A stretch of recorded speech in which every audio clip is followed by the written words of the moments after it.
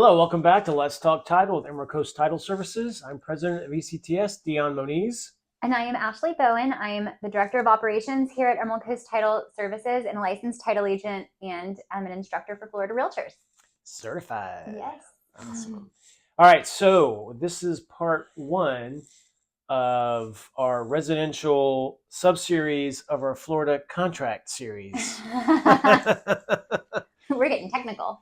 So over the next several episodes, we're doing a Florida contract series, and we're going to start with the residential contracts and compare FARBAR to CRSP and go through that. So that'll probably be maybe 4 or 5 episodes, and then we'll get into vacant land, and then the as-is and the commercial contract. So lots of good stuff to talk about over the next several episodes. Good stuff to put you to sleep at night. Yeah, exactly. If you're looking for good bedtime listening, this is it.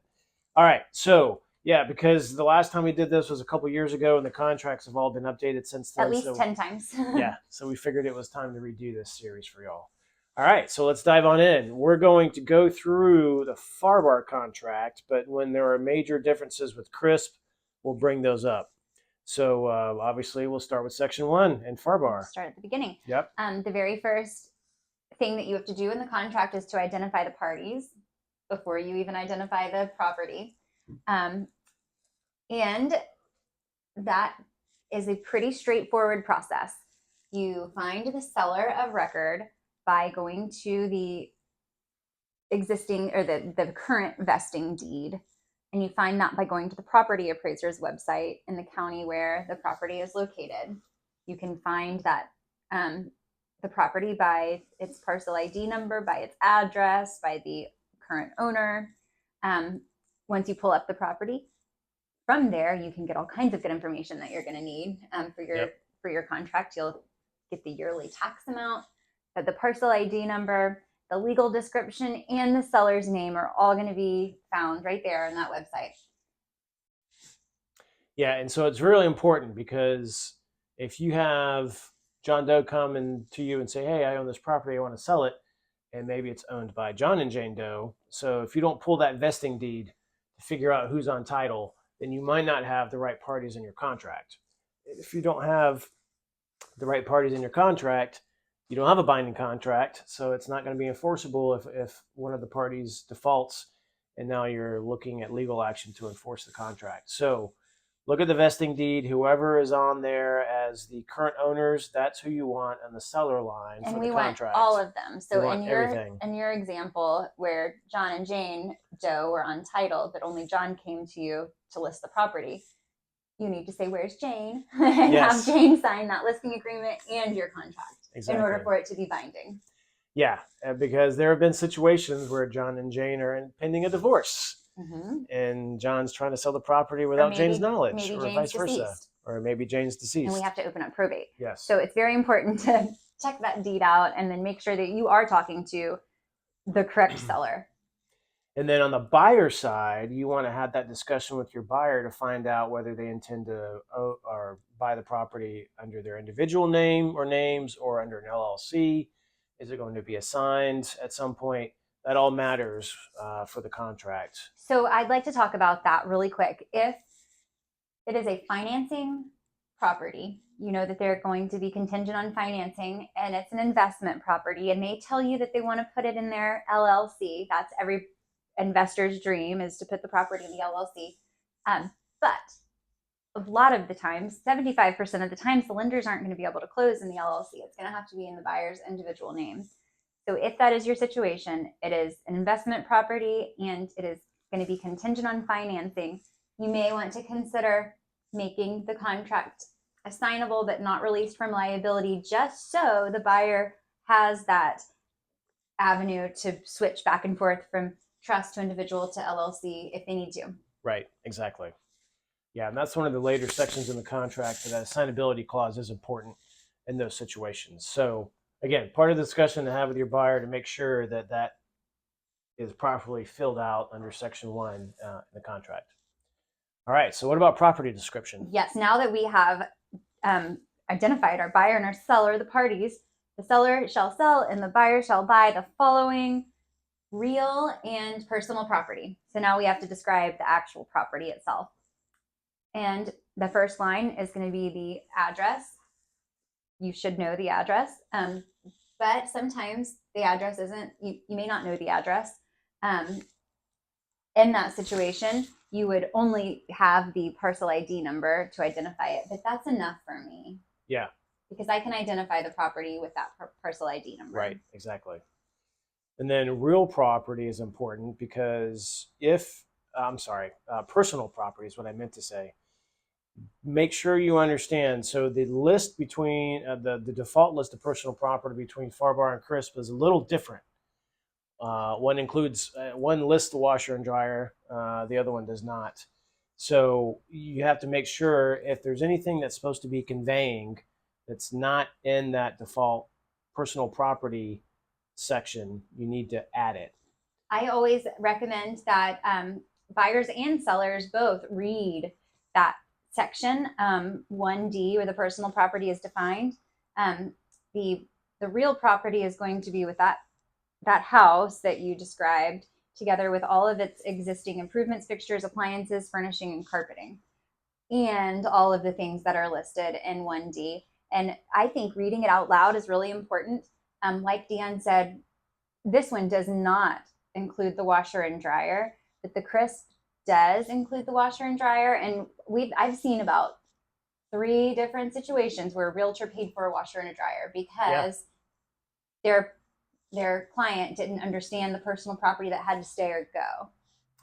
Exactly. The extra fridge in the garage, the man fridge, as I like to call it, the beer fridge, the washer and dryer, the wine fridge. Those are all items that are often overlooked and are yes, like you said, the agent ends up eating it out of their commission because it wasn't properly addressed. So make sure you have that discussion, whether you're on buyer or seller side, so that you know what's going and what's staying, and that it's properly addressed under that section 1D.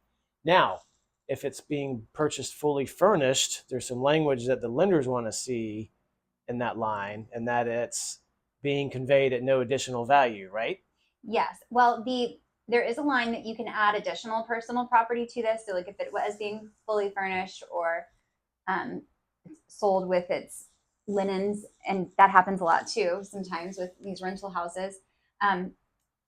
There's a line here for you to list all of those items, and it does say, the contract does say that it's included in the purchase price, and it has no contributory value and will be left for the buyer. So the contract kind of gives you the language that the lender wants, but a lot of times if it is listed here, they still don't want to see it on there. So I've heard of a lot of lenders saying that they want it on like an addendum to the contract so that it doesn't have to go through underwriting, but definitely ask your lender about that and see what they prefer. Okay. So instead of putting it under 1D, then you want to do an addendum and reference it. It needs to be the last addendum, right? Because the bank doesn't want. Or because if you have that as addendum 1 and then there's addendum 2, the lender says, hey, where's addendum 1? And then you're like, oh, I wasn't supposed to show you addendum 1. So maybe call it addendum A if you're numbering all the others, and then letter that one that the lender doesn't want to see, possibly. Yeah. And so, and another piece of advice we give, if you are buying the property fully furnished, then you need to go through and take photos or video of the property. 100%.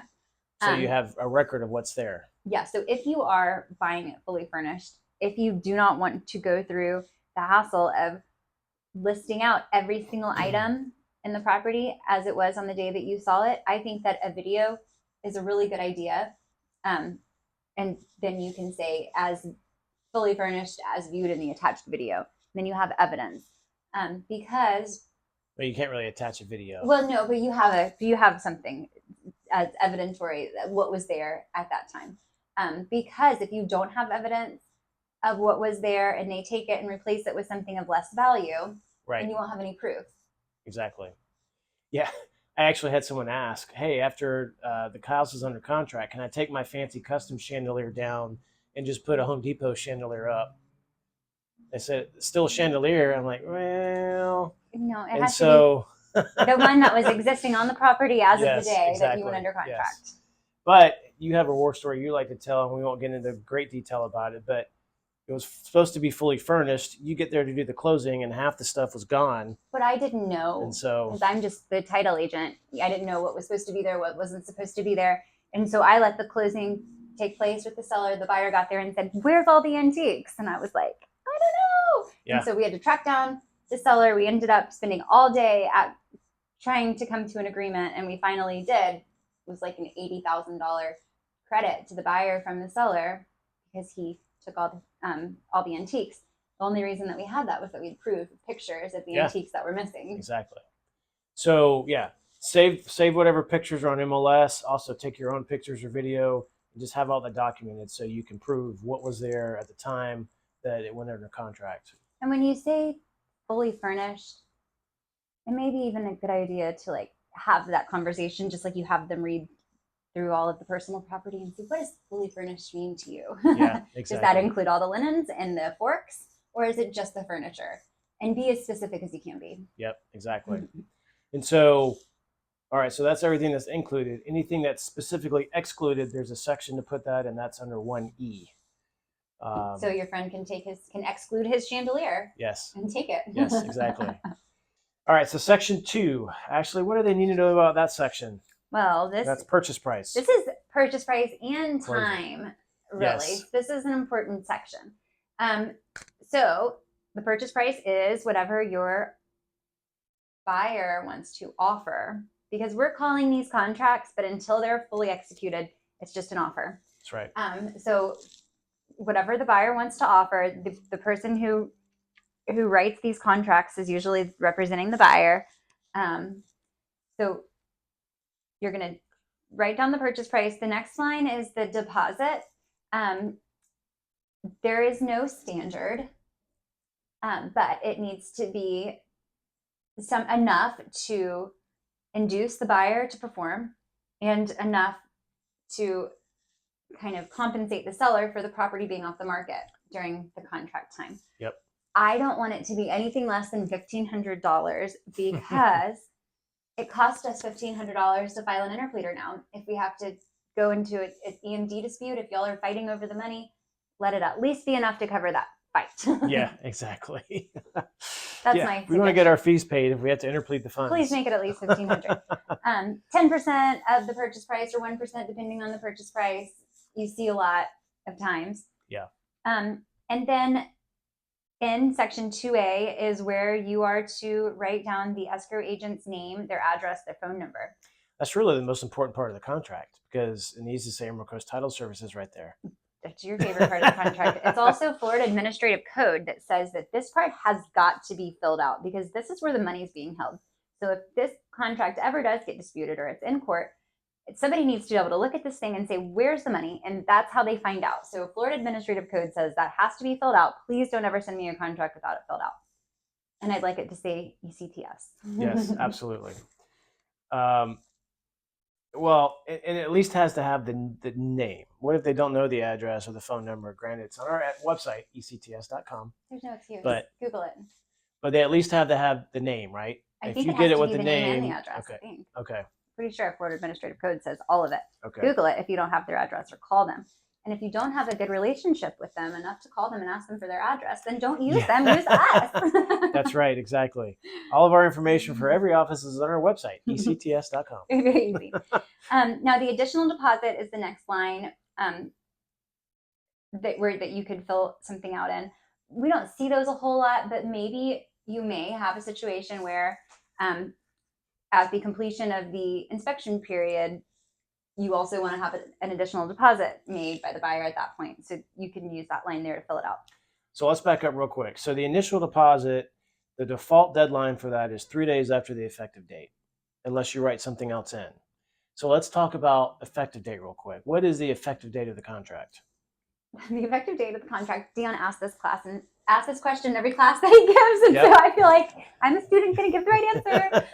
The effective date is the date where the last party has signed and delivered the contract. Yes, it's the and delivered part. Signed and delivered. Yep. Now, I think that used to be a lot more like controversial or important back when we didn't have DocuSign. Right, exactly. So when everybody was snail mailing these things or faxing them, you have to make sure it got delivered. But this new age, everything is done electronically and you kind of like immediately get it, but it still is important. And there still are people who like to wet sign their contracts. Yeah, yeah. But you're right. With the technology, it is easier. Typically, it's, as soon as it's signed, it's immediately emailed out to everyone. Signed and delivered. So as long as it's delivered by 11:59 p.m., then your clock for this 3-day deadline for the deposit starts on the following day. So like I said, 11:59 p.m. is the cutoff. So day one is the following day, and in FAR it's calendar days that you start counting. In CRSP, it's business days that you start counting. That's a really big, important difference between the two contracts right off the bat, is calendar days versus business days.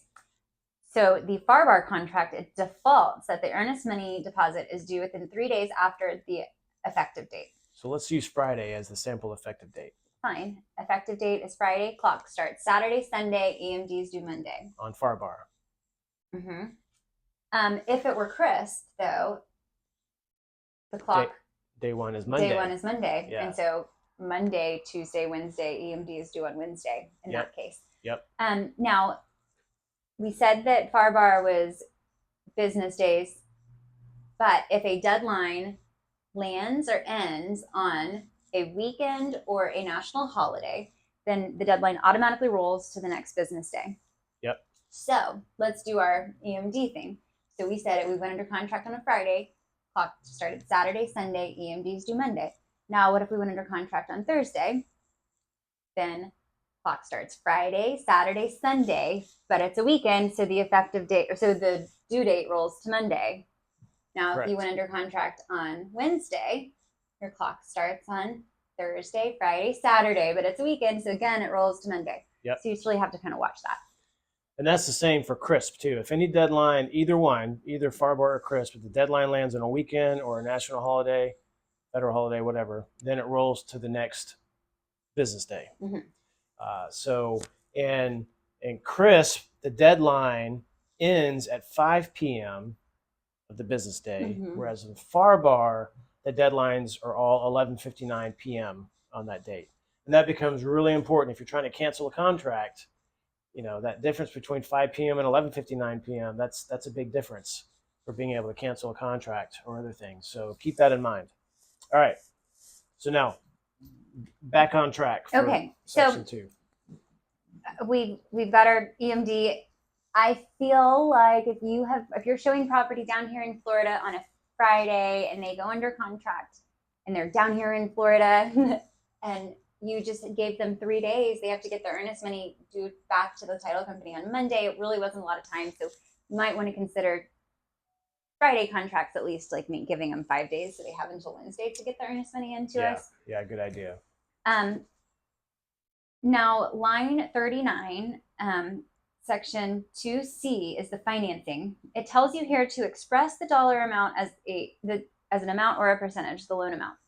If you have a contract that is contingent on financing, you do not need to leave that blank, because once you get to the financing section, it says he was approved for the loan amount in paragraph 1. But if you didn't define it, paragraph 2, sorry. Yep. But if you don't define it, then yes, you're in a really gray area. Yeah, because if the deal is contingent upon you getting financing for 90% of the purchase price, that amount needs to be in there, because if you get approved for something less than that, you still can claim you can get an out under the financing contingency because it's contingent upon a loan for that amount. But I see a lot of times where we get contracts where they just put in the purchase price and the deposit and then they leave the rest blank.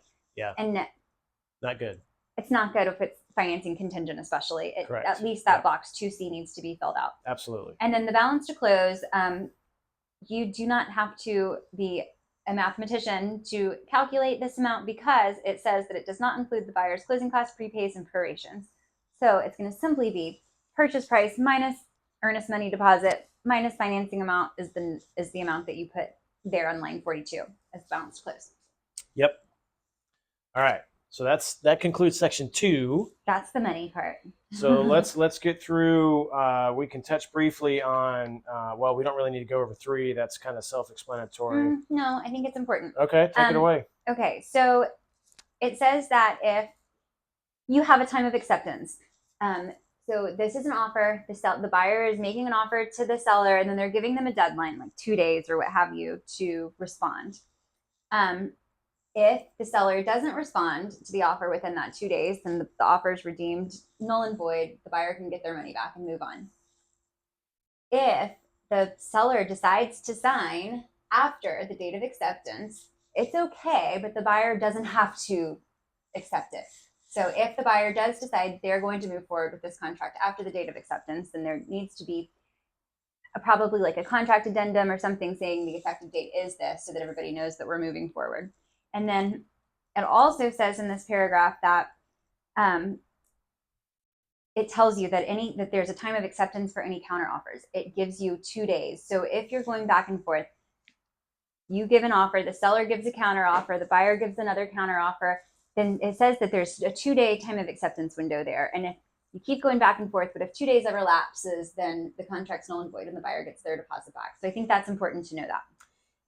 You're right. That was important. Thank you, Ashley.